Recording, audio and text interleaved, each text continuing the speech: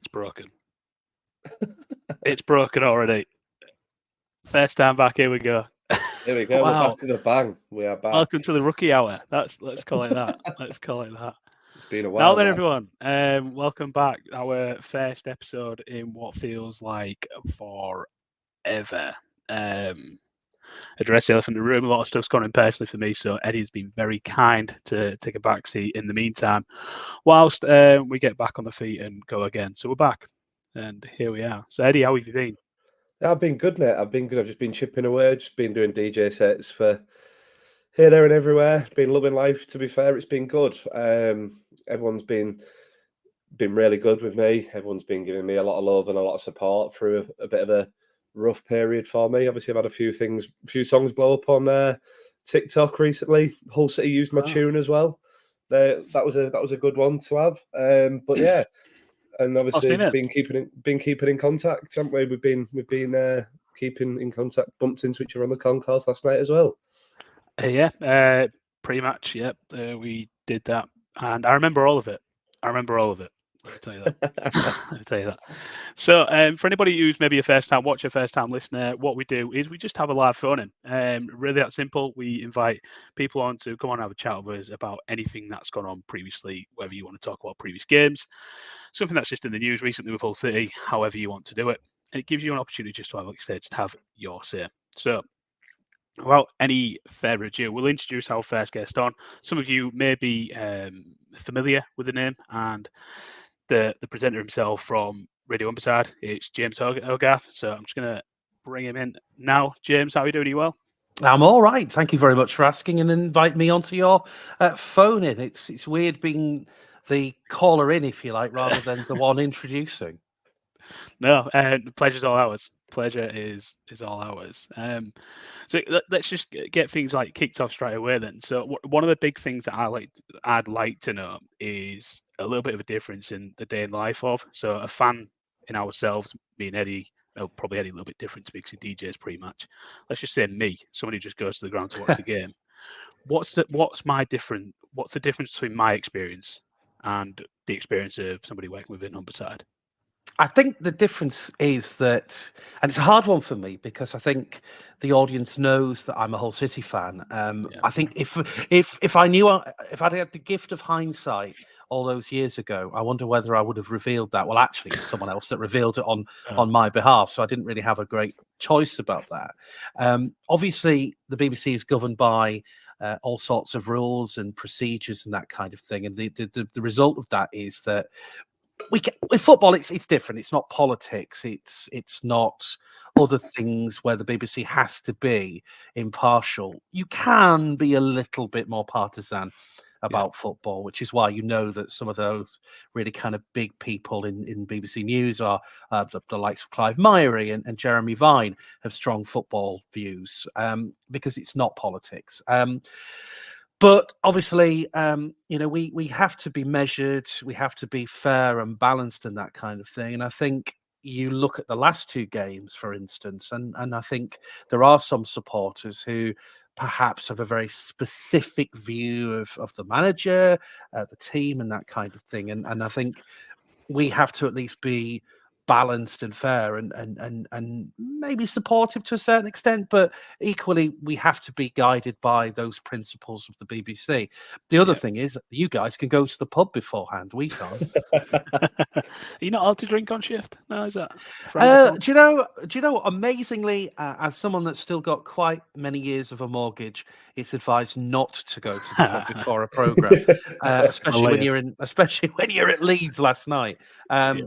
But no, the other flip side is we are incredibly lucky. I mean, last night, for instance, I got to go through the players' tunnel out on the pitch, and then for work reasons, I got a bit of a kind of a very much a backstage view of Elvelyn Road, and I think the fan inside of me would say those are opportunities that simply money can't buy.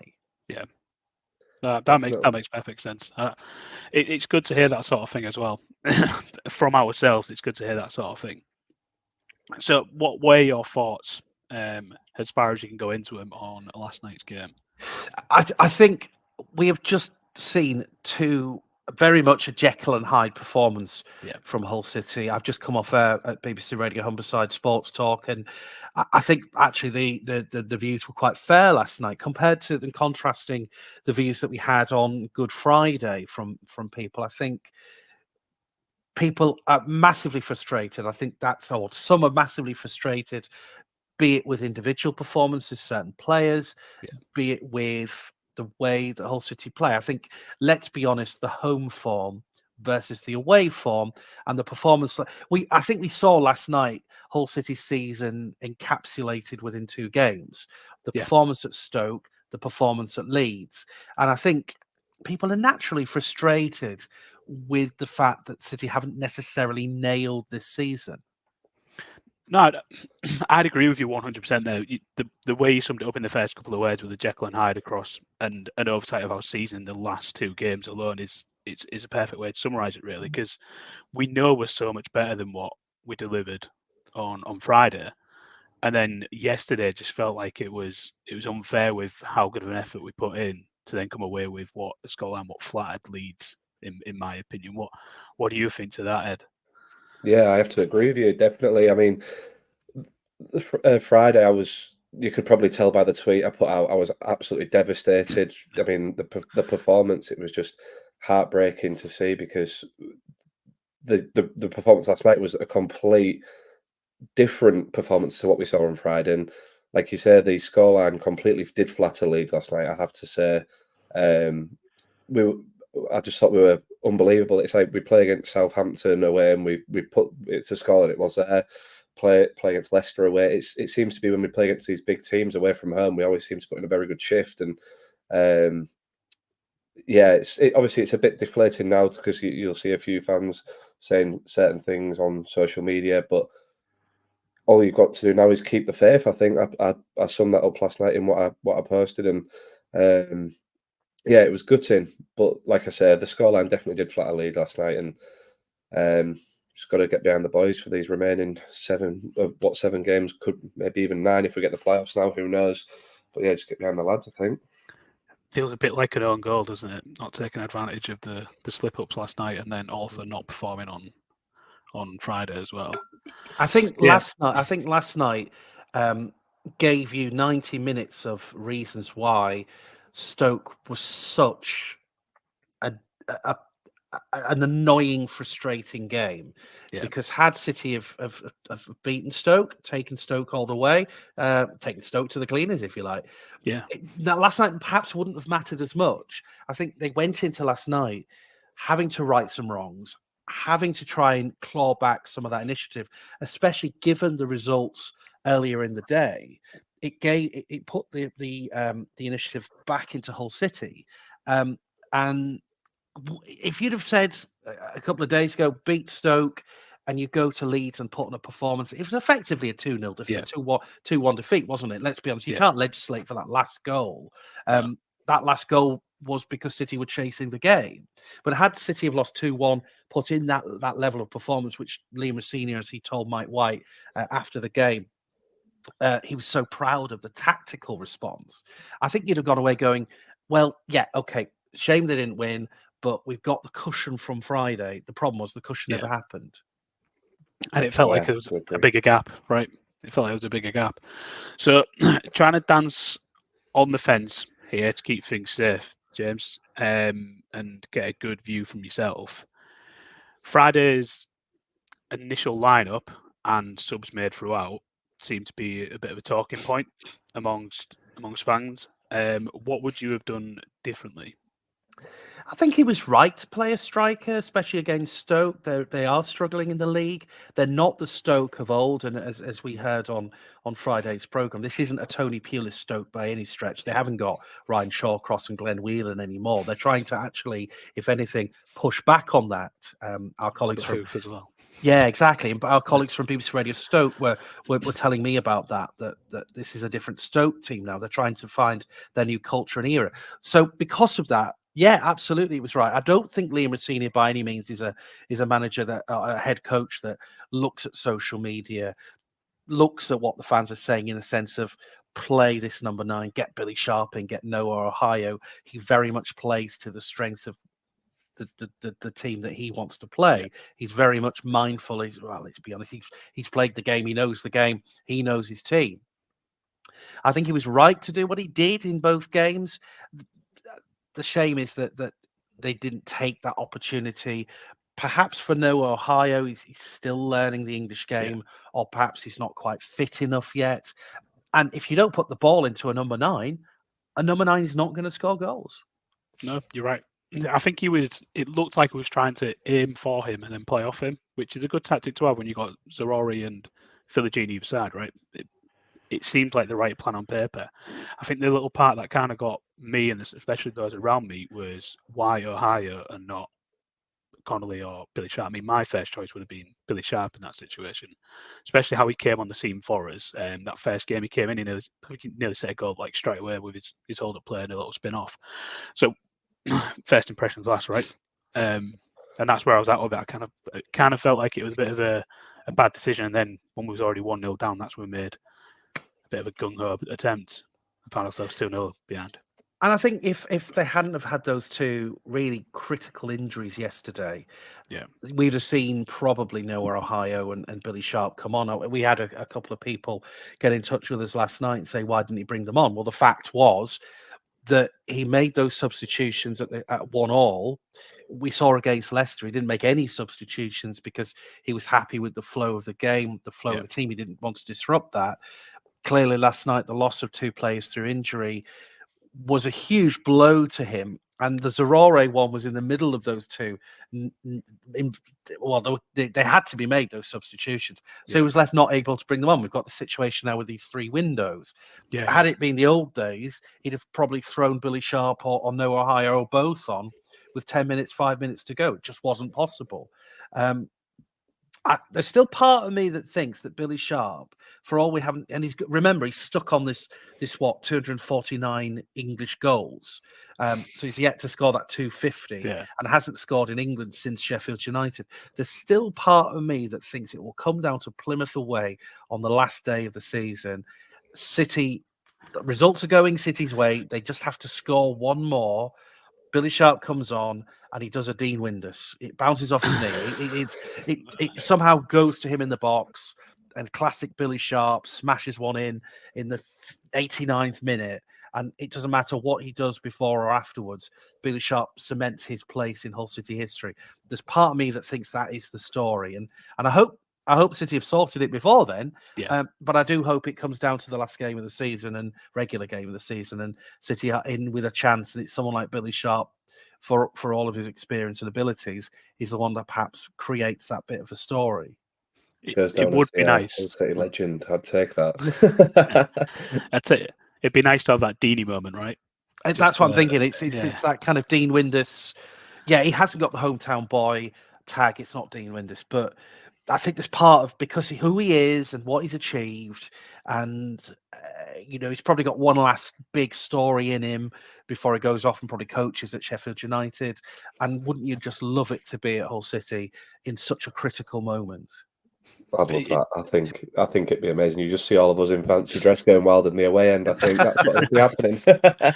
What are you going as, Eddie? You going as one of the flower pot men or what? I don't know. I mean, I did Bristol City away as a traffic cone and got on national television, so anything could happen this year. Who knows, eh? Who knows? Whilst we've been talking, we've had a couple of comments come in, so I'll just go through those now. Tiger Nicola, a regular listener, come straight back on for our first show back on, so nice to see you, Tiger. He said, are we doing an Eddie drink count tonight? Looks like we are. I've got my bottle of water. It was full when we started. It's halfway down already, so we'll probably need a half-time break soon, so I can go and fill it up again. Ziggy Smith's asked if that's Elland Road falling down behind you, James. What I admire, by the way, is the fact that both you, Matt, and me appear to either be in the same room or have got the same set of stairs. Just check. Yeah. It looks good. It looks good. Great design. I think fundamentally, it's the talk of the town, really. You're missing out, Eddie. You're missing out. I know. Zig again said we grafted hard last night. It was superb. Apologise to me for anybody who doesn't know. I named my son after Regan Slater, so I'm a little boy, Regan. He just said my boy had a little brain fart last night. There was a longer one from Tiger Nicola. He said, I think the frustration stemmed from missed opportunities like Birmingham, Stoke, Swansea, Watford at home, where we would have won and didn't. Even Leeds at home with Traore's last minute miss could easily have been 10, 15 points better off if we'd have played to our capabilities. Top 10 is a good season, but because expectations have risen after being in and around the top 6 most of the season and after investment in January, top 10 seems like a failure for me. It's not. We're just not ready for the... I think it means Premiership. I think that's nicely summed up. It does feel like own goals, doesn't it? It does feel like missed opportunities when we come so close. Even Norwich at home, I didn't feel like we should have lost that either. There's many feel like that. Grumpy old Jeff, another regular listener, he's come back and just said Ohio was getting into some good positions, but was getting frustrated as he wasn't getting any passes. I think it's a fair assessment. And Nora on Twitter, on X, sorry, I said the same thing about Billy Sharp. You been sharing this around this thought, James? Is this my theory of him becoming a Hull City hero in the last minute against Plymouth? This is it. This is it. Yeah, that would be the one, wouldn't it? That would be the one. So, James, just wanted to a massive thank you for joining us, joining for this segment and the live phone in. Have you got any questions for us, or me personally? Any tips on what we could do better to get up to your level? Well, Eddie, you need a staircase like Matt, obviously, and Matt, I'll see you at the end of this because clearly we're living together by the looks of it. I'm loving this, and do you know what? I think this is fabulous. I mean, I've taken on this mantle of BBC Radio Humberside Sports Talk. I've taken it on from the legend that is David Burns, Burnsy, of course, and Burnsy and me have been long-term friends and remain friends now. I see him at the games, most games at home. Sound like you've done pub then. At the pub regular. No, I don't know what. Honestly, I've carved this bad name for me.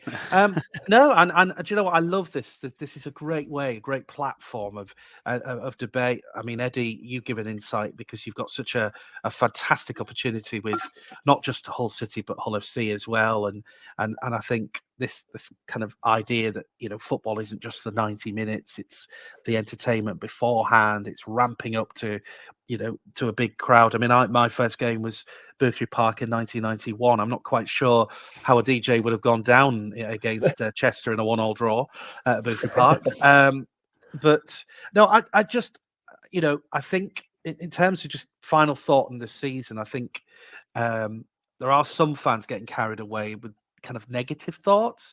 I think we have to reframe ourselves and look back to the start of the season when City brought in players like L'Aquilo and Vinagre, and yes, they were an improvement on what City fans had seen the season before.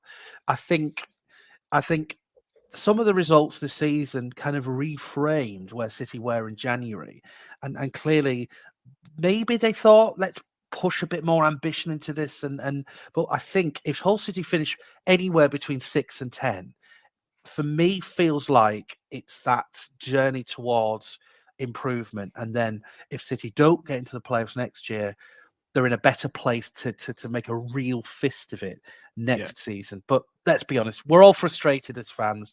They've had a taste of some really good results this year against Southampton and Leicester, and people are hungry for more, and that's understandable. We're just humans. We're just football fans when it comes down to it. I think just to end on a final note there, James, there's a couple of things for me. I feel Liam Delap, without him, we've really, really struggled because he is that driving force. He's a guy that can break down that final line sometimes. He doesn't always have to put the ball in the back of the net, but he really does take us forward. And I had a second one, which has completely gone out my head now. Eddie, fill that gap. Mike and Swanee have said the same thing, guys. Yeah. If Liam Delap remained fit and was fit beyond New Year's Day, this debate is null and void. They might have brought in the likes of Noah Ohio, or even Billy. Well, they'd already brought Billy Sharp in, so they obviously had brought him in, probably to help Liam Delap and the other strikers as well.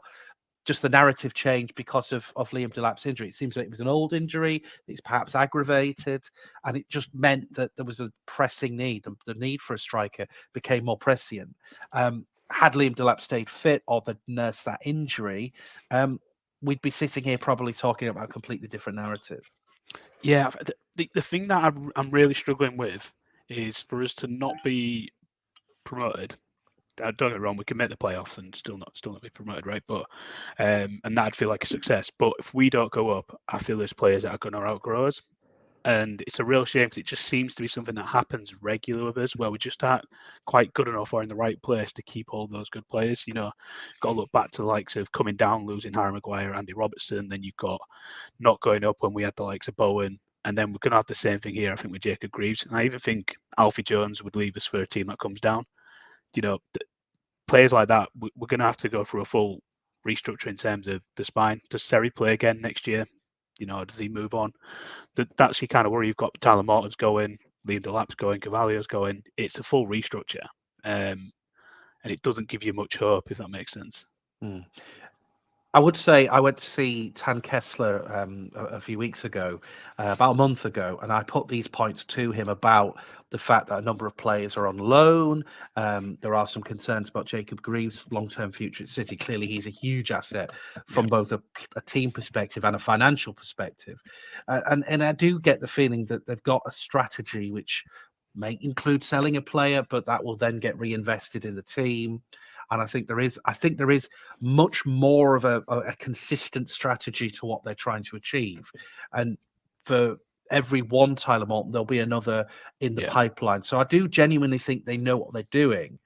I just think that, as you said, the disappointment would be as well that City have got a great opportunity to have a local identity in that Premier League next season with Jacob Greaves, Louis Coyle, Matty Jacob even at times. And how great would it have been to see these players from Hull representing Hull City in the Premier League? It's not over yet. I don't think that's what we've got to remember. But you're right. There is that kind of sense of if they miss out, that it will be sad it never happened or potentially never happened. We've got to wait until they come back down to the back end of the season for him to have a little cameo of us. That's generally how that works, right? But yeah, James, it's been an absolute pleasure having you on. Thank you for giving us your time, and I'm sure everybody who's watching at the moment will be just as thankful as well. So really appreciate that. Thank you. Guys, no, thank you for asking. And I can say well done to Eddie. By the way, I'm pointing up because on my screen you're up. You're above me. I'm above you too. Thank you very much. I really appreciate it. You've done an amazing job. Congratulations. And I know from meeting you how much you've loved this season and the opportunity it's presented you with.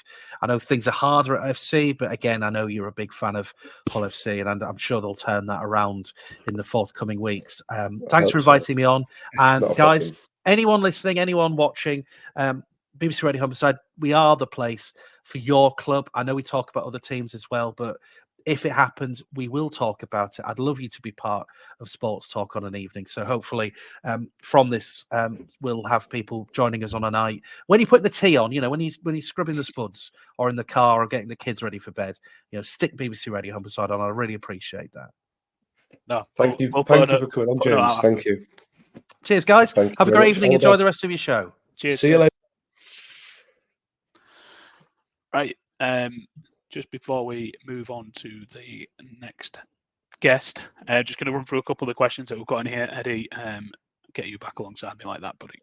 Here we go. So Jacob asked if we was taking questions. Fired away. His first question was for you, Eddie. The question was, what's your favourite tune to get the Tigers fans going pre-game?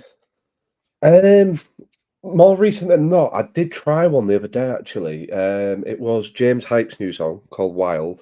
I don't know if you heard it. It was like the second to last song in my set against Stoke. No, I'm not singing it because I don't have a very good voice. So, yeah, it's just a bit of something different. I mean, it's a bit heavier than what I'd usually play, but it's definitely one to get the crowd going, so to say. Maybe even maybe Daddy Cool or something like that. I played a remix of it the other week. Daddy Cool by is it by ABBA? I can't remember. I can't remember off the top of my head. I don't know people. I just know the songs. I don't really know the artists. But yeah, probably one of them too. To be fair. Super. Hopefully that gives you a good enough answer there, Jacob. Zig Smith. The big word for me is not going up. The big word for me is not going up, Jacob. Jayden has possibly played himself out of a move recently. Looks like that was a conversation in the chat between two people. Tiger Nicola, I know it's a city pod, but how was the flower laying ceremony outside the ground for Istanbul victims? Saw James was in and around it. That was Looks for like James. a nice touch from City. Sorry I didn't get that one in on time. I didn't see it either. Zig Smith, for me, if we don't go up, Jacob Greaves will move in the summer. I think for me, that's probably the most obvious thing, and it'll feel like a massive kick in the dick. I don't know about you, Eddie. It's a shame, really. It really is a shame. But this is football, right? And this is what happens when you're in the second tier. People come and pick your players, so it works. Jacob, it was a lovely touch, especially when all the Hull City fans applauded when the Whites were paying their respects. Yeah, I remember that. That was a nice moment for everyone all involved. It was nice. One from Zig. I know it's City, but Eddie, I think Tony Smith is doing an utterly superb job. Is this literally that out of touch of rugby? I'm guessing that's a rugby question, right? Yes, it is a rugby question. It is indeed. Yeah, I know results aren't going our way, but I do think he's doing an all right job. I mean, it's one of them. Yeah, it's not for me to comment. To be fair, yeah. And like I say, I know it's a Hull City podcast, so I think we stay along them lines. I'm sorry. Last one there from Zig is, I see it's nice to see the Leeds fans giving us the credit we deserved after last night. Totally agree. I agree. I have to agree. I think. I mean, I at work. Two of the lads from work. They sit opposite. They were in a box last night opposite. They got taken with work, and they were saying. I mean, obviously, we were quite loud. Apparently, we were quite loud. They could hear from the other side of the stadium, and obviously, they said like it was quite good that we obviously joined in paying our respects last night on the 24th minute. So yeah, it was good. I put a couple of tweets out off our podcast page last night. Obviously, a little bit annoyed at the result, and I decided to get a little bit bitter at the home support as opposed to staying on the fence like I usually do. I just called out how poor their home noise was. Let's just put it in that way. It wasn't that good. But I got a lot of bites on the back of that, but also a lot of people talking serious, saying, look, you've got to be real, right? Every single weekend we're playing last. They've got full of anxiety every single game because they're always chasing the tails because everybody's already won before them, etc. Especially the likes of Ipswich around them getting last-minute winners and last-minute equalisers and stuff like that, keeping the flame alive for themselves. They were anxious, they were nervous. For us, it was a must-win game. It kind of wasn't as... We went in there just wanting to win, right? It's a little bit different to how Leeds are having something to lose. We was only looking at going in there to gain. Anyway, next question. Let's get our second guest in of the night. This is one that we want to. He's already been on the show before, but since last time he's had a viral clip.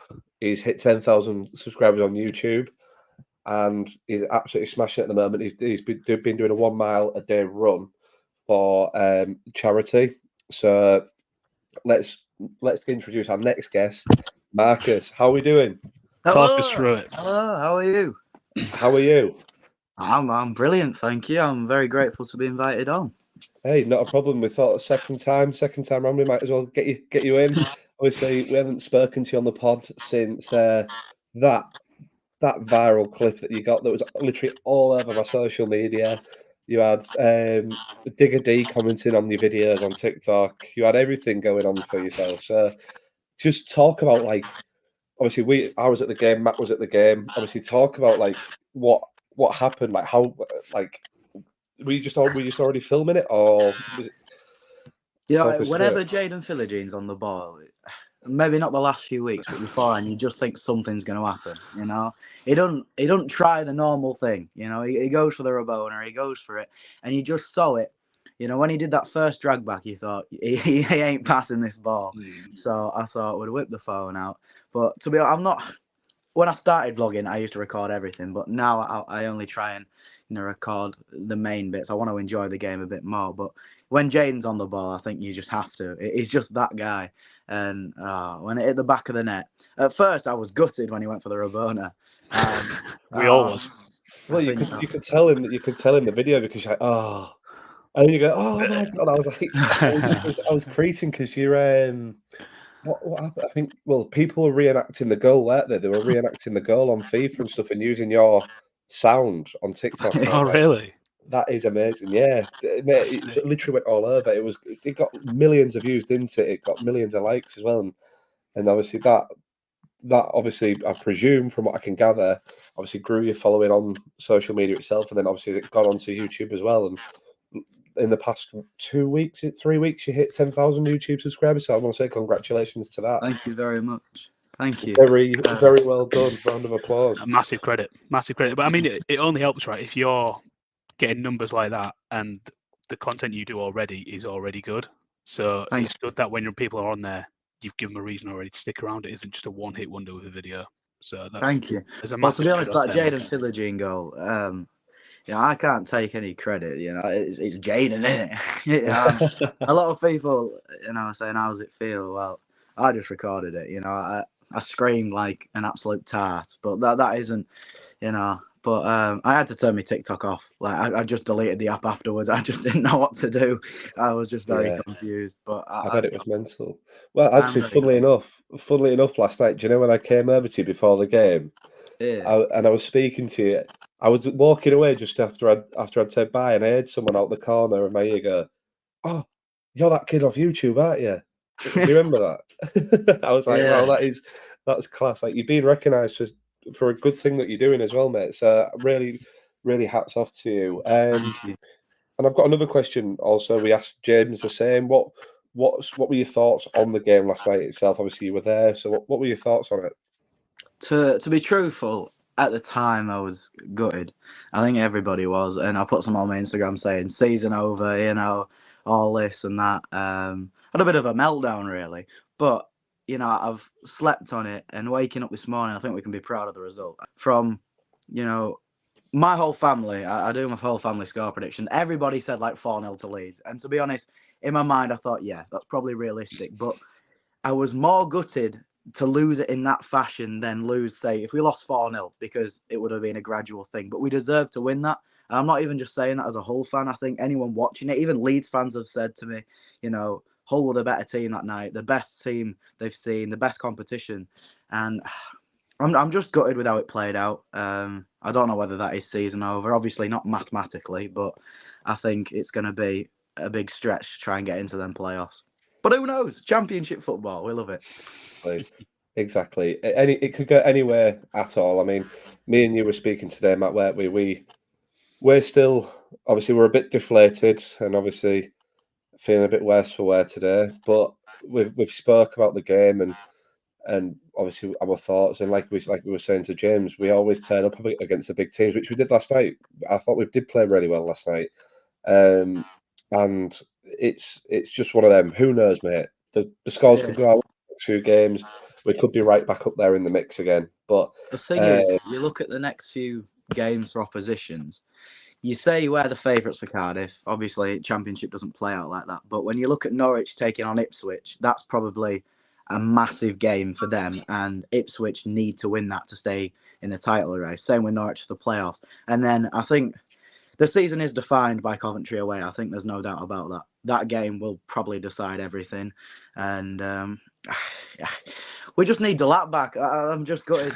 We just need him back. I think we're talking QPR 13th. Is that what we're aiming for? Hopefully. That'd be a dream. I think that's only about 4 games or 3 games left, though, isn't it? So yeah, it's crazy in it where we was. There was a point where we were 3 points clear, game in hand in playoffs, and then now look at us. We're 5 or 6 points adrift, and last night was a chance. I just saw her come over your shoulder. I was like, wow, that's live TV, guys. Moving on. Really bad joke. Back in the room. Sorry. So, I'll tell you what we'll do. Marcus, Go on. I've got one more question for you. Obviously, you're doing your 1 mile run a day. Do you want to give yourself a shout out for that as well, just so we can put that in our streams to go and give you some support and give people more insight as to what you're doing? To be truthful, the last few years I've been very badly battling my mental health. I've had a few problems, so I have quite bad OCD, intrusive thoughts, and I've been suffering from depression. And the last few months, I've been feeling really down. And what the truth is, I went for a walk one day. I put my music in, and that just sort of, it made me feel different. I feel like exercise helped my mental health, and since then I've been going for walks and then slowly moving on to jogs and then runs. And I just thought this month I want to do a mile a day run every day for a month to try and raise awareness and money, but not the money side of it, just awareness of mental health and how it affects people. Because honestly, I think it needs to be spoke about more, because a lot of people are scared to talk about it. But mental health is probably the biggest and most silent killer in the UK. So I just think it would be right to do something that's quite close to my heart and raise money for a charity that's close to my heart as well. Definitely, mate. And obviously, I've been watching you all your stories on social media, and I just want to say a massive well done, and I'm right behind you, mate. So Thank you. everyone who's watching tonight, if you want to follow Marcus on all of his socials, if you just want to give yourself a shout out, Marcus, so everyone can drop you a follow. I don't know. I think I've got it on mine. We can put it in the chat, and so we can pin it. I think it's just the old boy. The whole boy. There you go. Whilst we've got you, Marcus, I want to give you a little, probably point you in the direction of somebody I already know, who runs their own. He's a mental health speaker, and it is his Run for Your Mind, I think it's called. I've just gone to Google the name of his foundation. But yeah, Run for Your Mind. The 4 is the number 4. Check him out, mate. It's called Ollie Newton. I got him in at my business to do a mental health speech, and this is all about OCD and intrusive thoughts and stuff like that. So it could, and like I say, he went from struggling to being a constant marathon runner now, mate. So that's incredible. World's your oyster, man. The world's your oyster. After this, I'll send you a link to his page, and I'll see if it's all right with me to share his number with you. You can get in contact with him because he's a good guy for it. And thank you for inviting me on. Honestly, it's been great to speak to you both. I don't see you that often. I think we're in different stands, but it's good to see you, Eddie, most weeks, and it's good to speak to you, Matt, on social media. Yeah, man, definitely. Whilst we've got you, mate, we've had a couple of comments come in, so I'll just share these with you so you can see them. So, Tiger Nicola, again, regular listener, I'll get that off your face. We can't see you. Marcus doing great work. Well done, pal. Keep up working hard on what you love. My personal favourite parts is on your vlog is getting your grandparents' predictions. So he loves that. I tell you what, there was a Leeds podcast called The Square Ball, and they just ripped into my grandparents for 30 minutes. Really? Just apparently they don't look very enthusiastic, and they're just like, when will he give up getting us on these videos? No, I think they really enjoy it. It's good to get variety, you know. My thing about vlogging is to do it because you enjoy it, not to try and copy other people and put a bit of personality in. I mean, the other day I was vlogging whilst I was on the toilet halfway through a game, but that's just because I enjoy saying what the truth is. There's no point, you know, trying to stick by the guidelines, sort of thing. Exactly, mate. This is why we do what we do, man. Like, we don't do this. We don't chase followers. We're not trying to get a big following in any way, shape, or form. We do this. Well, I first started this because I thought there'd be a gap in the whole City fan base for people to get together and just have a chat online, share your thoughts, etc. It's nice to have guests on, people who are probably well known in the area, like yourself, James Elgaff, stuff like that. It's nice to have them on a chat too. But again, this goes out further to everyone else. There's a link in the comments. Feel free to just jump on it, and if your name's in the queue, we'll happily add you in next and have a chat with you. You know, that's just exactly how this works. But until then, another comment's come in. This one's from Amy Key. Marcus, you're a fantastic YouTuber, so keep up the excellent content. Thank you, Amy. Thank you very much. Good to read. Good to read. A little bit off context, but you feel free to answer this one with us. Hello, lads. This is from Nathan Conway. Hello, lads. As a Leeds fan, you played well, but I thought what you lacked is a proper number 9. Why did you manage and not bring on a striker? Well, I mean, like what James said, I mean, we got them 2 injuries from, was it Coyle and Giles? So, I mean, that was 2 of the slots gone already. And I mean, I thought 2 fans. Yeah. Just made one sub in between it, didn't he? So that was your 3 windows gone. I mean, I thought Tufan did a good job. I mean, I thought he played all right up there, but I mean, like we said earlier, we need Delap back so bad. I mean, it could have been a different game if Delap was playing. I think it's weird because you got Noah Ohio, who a lot of people don't think is match fit yet. Billy Sharp, I think, was brought in as a Impact sub, and then whatever happened with Connolly on Twitter the other night, that surely you know, he wasn't in the mood for a football match. You know, he was on Instagram. I think he viewed my story at about 3 o'clock in the morning that night when he got a game. So we just don't really have a striker. Somebody fill in the gaps for me for this, because when I was just telling a couple of people about this being on, someone responded saying, I don't think I'm the best person to have on right now because of what got said with Connolly. So what actually got said? I went looking for it. I couldn't really find it. It's probably not. Can we talk about it? It's probably not the best thing to say on a live show. Cool. People are just saying he does things and isn't 100% focused. Yeah, let's not bring a bad name to him then. I didn't know what it was, so if it's going to jeopardise him, let's not talk about that, right? Yeah, it's not worth it. I'll ask you off air, right? That's probably the way to do that. One last thing from me then before we go, and if nobody else jumps in, I want to get your thoughts on this because this really tripped me up last night trying to think about it. But why do keepers go for corners, but then you leave somebody else at the halfway line? Because somebody made that make sense to me. I presume if they're going to put a ball into the box, they want someone who's tall to get the red on it. That's what I think. I mean, I'm not the tallest of people, so that's why I never went up for corners in the 90th minute. So, no, but what? I mean, Regan Slater was the guy in the halfway line, right? Yeah, because he was probably the smallest one on the pitch, I presume. It's easy to assume that, but I'm sure he wins more headers during a game than what Ryan Allsop does. Why were people having a go at Regan Slater's dad on Twitter after the game? It's just the daftest thing, man. Like, we can be so odd on Twitter. Like, fans having a go at people's dads after giving away a penalty. It's just... Well, I was speaking to Alfie, 50p, and he was absolutely gutted.